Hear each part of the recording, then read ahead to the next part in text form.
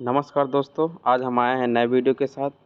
तो वीडियो में अंत तक बने रहें। आज हम बात करेंगे धातु तथा अधातु मेटल के बारे में। धातु मेटल परिचय क्या है, धातु का परिभाषा क्या है। धातु धातु खानों तथा मिल से निकाले गए कच्चे पदार्थों से बनाई जाती है। ये कच्चे पदार्थ अयस्क कहलाते हैं। ये कच्चे पदार्थ अयस्क कहलाते हैं। और कहाँ से पाई जाती है धातु? कहाँ से पाई जाती है? खानों से और मिलों से निकाले गए कच्चे पदार्थ को ये कच्चे पदार्थ अयस्क कहलाते हैं। सबसे पहले अशुद्धियों को दूर करना आवश्यकता होती है। तो ठीक है, ये हमारी परिभाषा हो गई धातु की। और धातु और अधातु में अंतर क्या होते हैं वो हम लोग जानेंगे। धातु क्या होते हैं और अधातु क्या होते हैं। धातु में पारे को छोड़कर सभी धातुओं को ठोस होती हैं। पारे को छोड़ करके सभी धातुएं ठोस होती हैं। धातु में पारे को छोड़कर सभी धातुएं ठोस होती हैं। किसमें? धातु में। और अधातु में ठोस, द्रव, गैस तीनों आ जाती हैं। किसमें? अधातु में ठोस, द्रव, गैस में पाई जाती हैं। ठीक है। और धातु में क्या है? धातुओं में क्या है? धातुओं को खींचकर तार से पीट कर पतली चादरें बनाई जा सकती हैं। धातु को हैमर द्वारा या किसी और धातु द्वारा पीट कर उसको प्लेट या चादर बनाई जाती है। किसमें? धातु में। ठीक है। और अधातु में इनको ना कि खींचकर तार बनाए जा सकते हैं और ना ही पीट कर चादरें बनाई सकती हैं। किसमें? अधातु में। ठीक है। और धातुओं को गलनांक अधिक होता है। धातुओं का गलनांक अधिक होता है। और अधातुओं में क्या है? कार्बन और निकलांश को छोड़कर सब धातुओं को गलनांक कम होता है।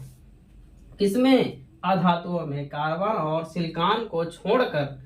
किसमें? अधातु में कार्बन और सिलिकॉन को छोड़कर धातुओं का गलनांक कम होता है।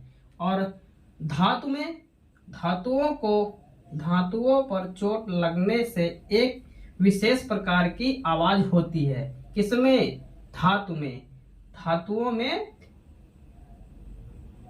धातुओं पर चोट लगने से एक विशेष प्रकार की आवाज होती है। और अधातु पर चोट लगने से कोई विशेष आवाज नहीं होती है। तो ये जान गए धातु और अधातु में अंतर। ठीक है। और अब हम जानते हैं फेरस और नॉन फेरस में अंतर। फेरस मेटल और नॉन फेरस मेटल में अंतर। फेरस मेटल और नॉन फेरस मेटल में अंतर। ठीक है। तो फेरस मेटल क्या होता है और नॉन फेरस में क्या होता है आज हम लोग ये जानेंगे। ठीक है। तो फेरस मेटल जो होता है इसमें लोहे की मात्रा अधिक होती है। किसमें? फेरस मेटल में। और नॉन फेरस में क्या होता है? इसमें लोहे की मात्रा नहीं होती है। मतलब नॉन फेरस जो हमारा होता है उसमें लोहे की मात्रा नहीं होती है। और जो फेरस मेटल होते हैं उसमें लोहे की मात्रा होती है। ठीक है। जैसे फेरस में कास्ट आयरन, पिग आयरन आदि। और नॉन फेरस में एल्युमिनियम, तांबा आदि। ठीक है। और फेरस मेटल में यह केवल काले रंग और ग्रे रंग के होते हैं। फेरस मेटल में यह केवल काले रंग के होते हैं और ग्रे रंग के होते हैं। और नॉन फेरस में यह कई रंग के होते हैं। क्या? Non ferrous metal. ठीक है। और फेरस मेटल में इसका गलनांक अधिक होता है। किसमें? किसका गलनांक अधिक होता है? फेरस मेटल का। और नॉन फेरस मेटल में क्या होता है? इसका गलनांक फेरस मेटल की अपेक्षा में कम होता है। किसका? नॉन फेरस में। और किसके गलनांक से कम होता है?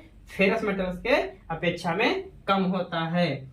और फेरस मेटल में यह कम सिकुड़ता है। यह मेटल कम सिकुड़ता है, कौन सा मेटल फेरस मेटल कम सिकुड़ता है और नॉन फेरस मेटल अधिक सिकुड़ता है, और फेरस मेटल इस पर जंग अधिक लगता है, फेरस मेटल में जंग अधिक लगता है और नॉन फेरस मेटल में जंग कम लगता है।